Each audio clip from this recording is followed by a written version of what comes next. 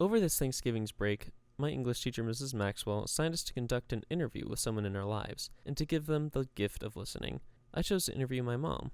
I'm going to be asking her a few questions, but really, I'm just here to listen. So, Mom, how about you introduce yourself? I'm Calera. I'm Zachary's mom. Okay, so you run your own business. You're a bit of a entrepreneur. Mm-hmm. So, explain what it is and what you do. Well, I am a designer, and what I do is I create patterns so that people can make their own knitted items, and I also knit some things that I sell to people, but mainly I create patterns for knitting. Mm-hmm. So you enjoy this? Yes, I love it because I get to set my own hours, and I actually started it when you guys were really little. I think I started in 2009, so it's been 10 years, maybe a little earlier than that, but it was a way for me to work at home and make a little extra money and be able to stay with you guys, so I've been doing it ever since. Okay, so you have 3 kids. Yep. So what's like the hardest part about raising kids?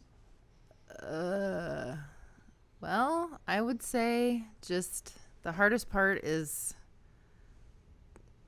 you don't know what your kids are going to do when they walk out the door. I'm a control freak. I'm very type A, and I like to micromanage. So ever since you guys were little, it's been hard to just like let go and let you do your own thing. So that's probably the hardest part for me. Tell me about like the day I was born. It's been a while, so. Yeah, it's been a while. 16 years. Mm-hmm. I do know, I don't remember a whole lot because I was in labor, but it happened in the morning, and I'm not a morning person, so that doesn't help. But I know I was scheduled to be induced with you that morning at about 9, and I woke up a couple hours before that, and my water broke with you, so turns out I didn't need to be induced, but we got to the hospital, and I started labor pretty soon, and you were born within 4 hours. It was pretty quick, but I mostly just remember being in the hospital room with you and just being excited. And your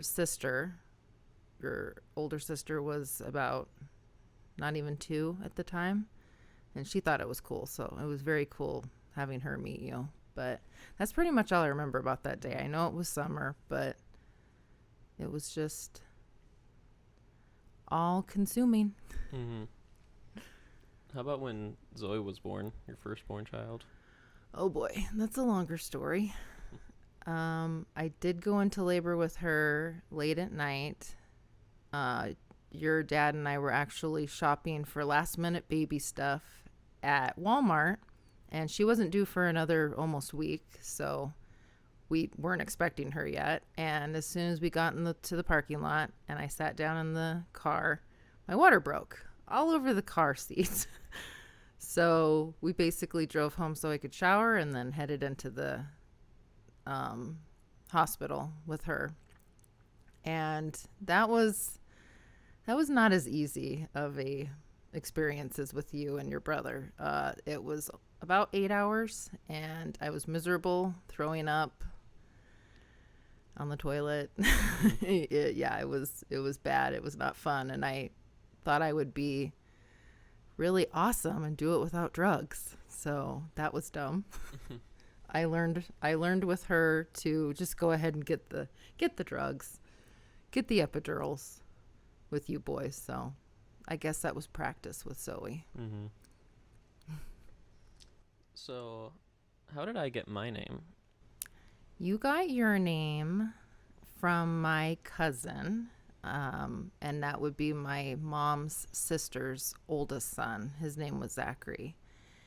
And he actually died in, I believe it was 1996.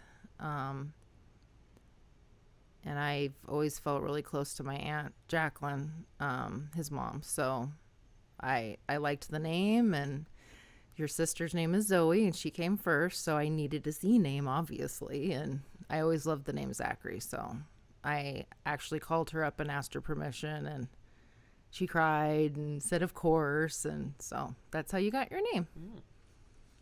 What are you doing as a parent that differs from what your parents did? Oh, lots of things. I would say the biggest one is I was raised in a very strict family. We were religious, which is fine. I think all kids need to have some type of spiritual base, and I have raised you guys that way, but they were very strict about what movies we watched, strict about where we went, strict about our association, and believed in corporal punishment and discipline. So I know I got the belt a few times, and nothing major, but yeah, spankings, and that, that was the norm when I was growing up. But I would say the hugest difference is that I kind of let you guys make your own decisions.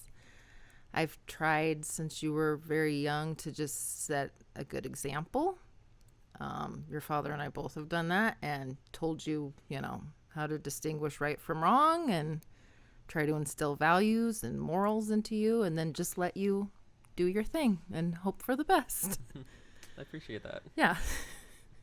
When you were growing up, what did you want to be? Well, when I was about 5, I wanted to be Dorothy Hamill, and I realized you have no clue who that is, so I'll explain. She was a gymnast who made it to the Olympics for the USA team, and at the time, in the 80s, there was such a thing as a Dorothy Hamill haircut, which was the little bob. And I sported my own bob because I wanted to be Dorothy Hamill, and I thought I could be a gymnast, but it turned out I was a klutz, so I couldn't. And then after that, as a preteen, I wanted to be a model. And then a little older, 18 or 19, I decided I wanted to be a QVC presenter, home shopping network presenter. And then I kind of grew out of that. And then eventually I just decided I wanted to be a wife and a mom. So I did that. Mm-hmm. So in your life, you probably had a lot of happy moments. Mm-hmm. So what were like the 3 happiest moments in your life? Oh, only 3? So I can't choose you kids. I would say happiest is probably when I met your father. And yeah, I mean, I don't want to pick. I'm not going to pick like which is the happiest to the least. I won't do that. So one would be when I met your father, because he is my best friend. And then another would be having all 3 of you guys. So that would be 2. And then I would say one of the other happiest moments is probably just hanging out with my cousins as a kid. Because you got a lot of cousins. Oh, yeah. Right? I've got, 50, 60 cousins. Yeah. You've been a parent for quite a while now. Yep. Mm-hmm. Oldest is 18 years. Yeah. Yep. So, do you have any regrets in your course of your parenthood? Of course. Anytime I yelled, because I grew up with a little bit of yelling in the house and didn't like how it made me feel. So anytime I kind of lost my cool and raised my voice and, was just very short with you guys, I regret that because, I instantly remember what it felt like as a kid growing up. Like, I didn't want to be yelled at. Mm. But I think that's it. Yeah. I think that's not bad. Mm-hmm. What have you done as a parent that you're proud of? I think, like I was saying earlier, just letting you guys make your own choices. And for me, that's super difficult because I'm, like I said, a master micromanager. So I'm proud of just letting you guys, showing you the way and letting you do your own thing. And I'm proud that you guys have made really good choices. All 3 of you. Thank you. Do you have any, favorite childhood memories? Yeah, that kind of touches on what I was talking about with my cousins growing up. And my favorite memories were probably at the beach. My dad, actually, he's a woodworker. and creates things with his hands. And he actually created a hovercraft. And not a lot of people know what the heck that is, but it's basically hovers over the water. It's kind of like a boat. But anyway, I do remember when I was very little, probably 6 or 7, helping him out in his shop, creating that hovercraft, laying out, handing him tools and stuff, and because it was actually a fiberglass body. And so I helped him with that. And I don't know how much help I was, but I just remember being there, and I remember all the music that was playing in the shop. So I'm very nostalgic about that. But those are happy memories. Anytime I was with my dad in the shop while he was doing anything, I was just glad to be with him and spend time with him. But then using the hovercraft, we would have these hover rallies on the Columbia River. And my cousins were always there, my aunts and uncles. Your namesake, Zachary, was always there. And just playing out in the sun and getting sand everywhere and literally playing all day long while the parents, picked up after us and cooked for us. That's probably the happiest memory, is just being carefree and not having adult problems. Sounds like fun. Yep. Were there any more embarrassing moments? Oh, yes. I've shared one with you kids, and this is especially a good time since you're getting to that age where you're ready to drive. But I was probably 14 at the time, nowhere near ready to drive, but my dad tossed the keys to me and said, "Why don't you back up the car for me?" And I was so excited and so independent that I ran over to the car, jumped in, started it up, and my dad's like, "Okay, now I get my micromanagement skills from my dad." So obviously, I don't know what he was thinking, but he was like, "Okay, now," he popped his head into the car with the window down. He's like, "No, what you want to do?" And I'm like, yeah, I got it. I know exactly what I'm doing. He's like, "But no, first you want to put," I was like, "Yeah, I got it." Put it into forward, took my foot off the brake, gave it some gas, and drove right up the front stoop of our house. Right up the stoop. Almost went in through the front door.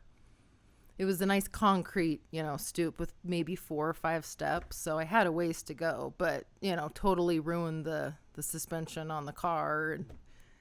But what was worse is the next day I went to school, and one of the boys at the school came up to me laughing with his friends and said, we were on the bus on the way home from school, and we saw you drive yeah.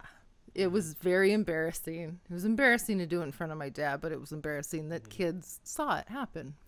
So that was pretty memorable and pretty embarrassing. Mm-hmm. Was it a nice car? Because I know No. Okay. Yes, my dad had a Corvette, and I think that was it for nice cars when I was young and living at home. He did have a Firebird later on, but no, this was the family car. Mm-hmm. I don't remember which one it was, but it was pretty junky. Can't remember what it was. Doesn't matter, but yeah. It wasn't the Corvette, or else I would probably not, you would not be here. I'll be glad that didn't happen. Yeah. We all are. Any questions you'd wish I'd asked? That I wish you'd asked? How I got so awesome? No, just kidding. No, I think you did a really good job. Those are really good questions. And it was fun. I enjoyed it. Me too. Good. Okay.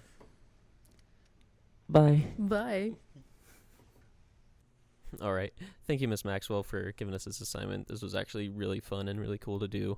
I had honestly fully intended to film doing this, but it may or may not be past midnight already, and I'm just too tired to set that stuff up. But in the meantime, you should totally go check out my mom's business at whiletheyplaydesigns.com. It's pretty epic. And also, subscribe to Bumby.